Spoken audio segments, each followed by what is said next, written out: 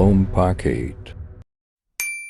Aduh duduh, berhenti jantungku saat aku baca namamu menyapa. Aku langsung gila, tak bisa percaya kamu yang ku damba. Ajak ku bicara.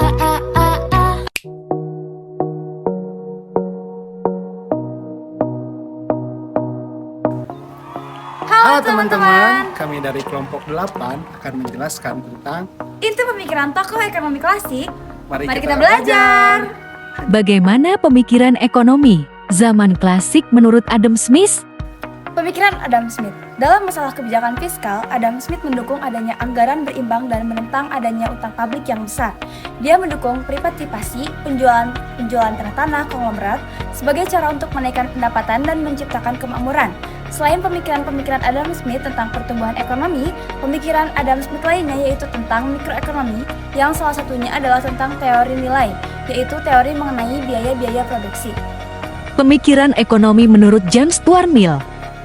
utilitarianisme merupakan paham buah dari hasil pandangan Mill yang diberatkan pada aktivitas produksi tentang manusia dan masyarakat yang diterima sebagai landasan moral, utilitis, atau prinsip kebahagiaan yang menganggap bahwa tindakan dikatakan benar jika sebanding dengan kecenderungan untuk mendorong suatu kebahagiaan dan dikatakan salah jika sebanding dengan kecenderungan yang menghasilkan ketidakbahagiaan.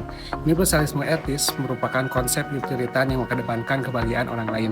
Dalam hal pemikirannya mengenai ekonomi, di mana perkembangan ekonomi selalu diliputi dengan tekanan jumlah penduduk dengan sumber yang tetap. Bagaimana pemikiran ekonomi zaman klasik menurut David Ricardo? David Ricardo mendasari teorinya pada sejumlah asumsi yang disederhanakan, yaitu yang pertama, hanya terdapat 2 negara dan 2 barang. Dan yang kedua, perdagangan bersifat bebas. Dan yang ketiga, terdapat mobilitas tenaga kerja yang sempurna di dalam negara, namun tidak ada mobilitas antara 2 negara. Dan yang keempat, biaya produksi konstan. Dan yang kelima, tidak kestabilan. David Ricardo merumuskan teori ini dalam buku berjudul The Principles of Political and Taxation. Bertolak belakang dengan pendapat Adam Smith sebelumnya, menurutnya pertumbuhan penduduk yang besar dapat berdampak pada kelebihan tenaga kerja, sehingga upah yang diberikan akan menurun. Bagaimana pemikiran ekonomi zaman klasik menurut Thomas Malthus? Thomas Robert Malthus. Siapa sebenarnya Thomas Robert Malthus? Dia menghasilkan sebuah karya yang dikenal The Essay of the Principle of Population yang berisi 2 prinsip. Yang pertama itu tentang sumber daya pangan merupakan satu keharusan bagi manusia untuk dapat menjamin kelangsungan hidupnya. Kemudian untuk yang kedua itu tentang prinsip hubungan antar individu laki-laki dan perempuan akan selalu ada sebagai salah satu upaya dalam manusia untuk melanjutkan sebuah keturunan.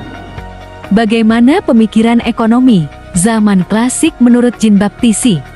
Jean-Baptiste terkenal dengan hukum pasar Say yang mengatakan bahwa penawaran akan menciptakan permintaan sendiri secara alami. Maksudnya bahwa naik pendapatan suatu negara bukan ditentukan banyaknya jumlah uang beredar, tetapi beberapa barang, produksi barang dan jasa yang dilakukan.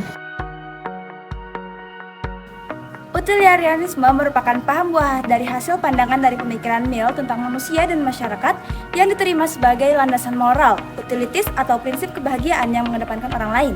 Robert Malthus mengatakan bahwa penyebab kemiskinan adalah jumlah penduduk yang cenderung lebih meningkat menurut derajat ukur, namun produksi bahan makanan hanya meningkat menurun menurut derajat hitung. Jean-Baptiste terkenal dengan hukum pasar Say yang mengatakan bahwa penawaran akan menciptakan permintaan sendiri secara alami. Dalam masalah kebijakan fiskal, Adam Smith mendukung adanya anggaran berimbang dan menentang adanya utang publik yang besar. Dia mendukung privatisasi, penjualan tanah konglomerat sebagai cara untuk menaikkan pendapatan dan menciptakan kemakmuran.